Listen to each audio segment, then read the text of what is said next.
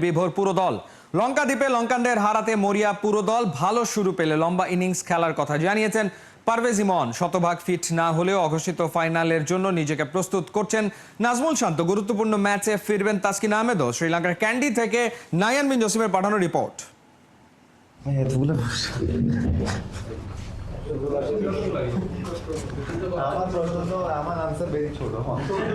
Press কনফারেন্সে লম্বা প্রশ্নের বিপরীতে পারভেজ ইমনের ছোট্ট উত্তর।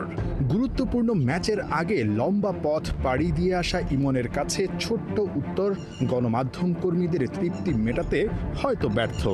তবে প্রেস কনফারেন্স রুম ছেড়ে যাবার আগে কথা দিয়ে গেছেন লম্বা ইনিংস আর লম্বা ছক্কা হাঁকিয়ে সেটা পুষিয়ে দিবেন মাঠে।